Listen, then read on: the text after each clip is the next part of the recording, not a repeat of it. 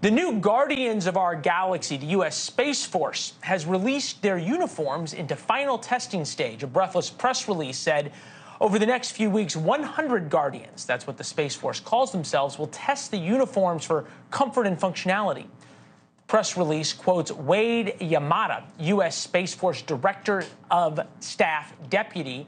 We listened intently to Guardians' design and fit requests. In many ways, Guardians helped select our current service dress design. The next step in developing the dress uniforms is the wear test to assess the durability, functionality, and comfort of the prototype. The wear test will begin in summer of 2023. Now, remember, these are not to go to space, okay? This is just to wear around the office. It's a buttoned-up blazer with baggy pants. Meantime, of course, the Russians and Chinese have hypersonic missiles that go into space that we don't. But fear not, Space Force will have their new uniforms ready by 2025. And they're excited.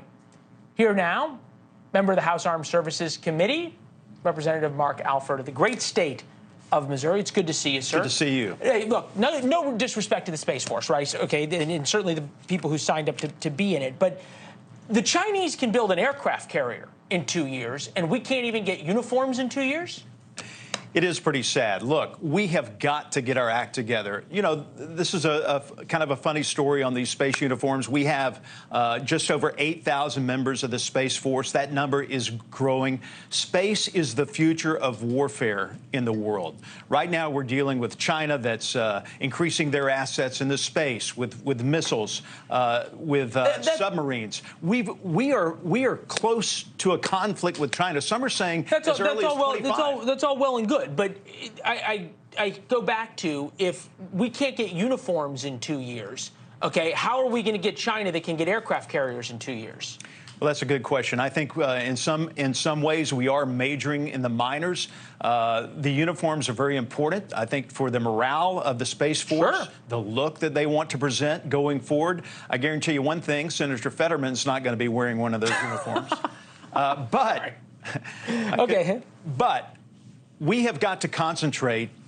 The Armed Services Committee, the Senate Armed Services Committee, we have to concentrate on beating China. And that means deterring them from possibly invading Taiwan, possibly as early as January of 25.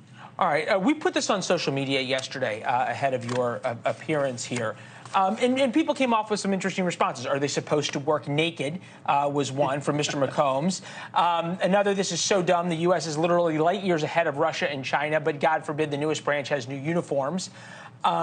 These people have got to wear something. Looks uncomfortable, though. Look for space camo coming soon, black with star specks and planets on them. That sounds about right.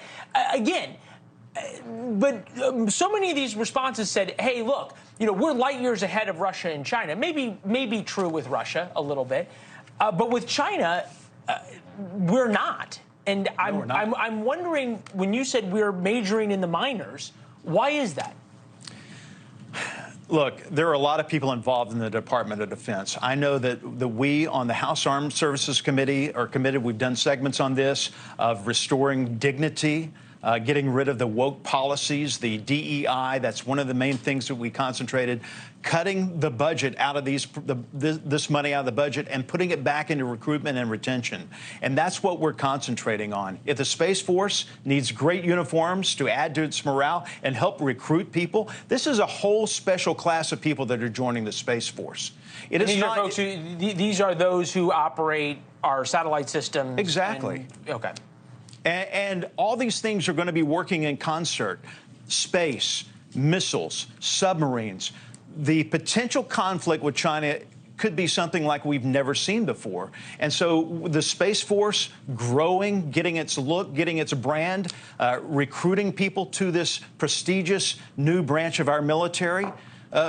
Let's go forward with it. Let's be the best we can be in space. All right. Good to see you. Thank you, Congressman. Thanks for watching. Go to NewsNationNow.com to find NewsNation on your television provider. And don't forget to subscribe. Click the red button to get more of NewsNation's fact-driven, unbiased coverage.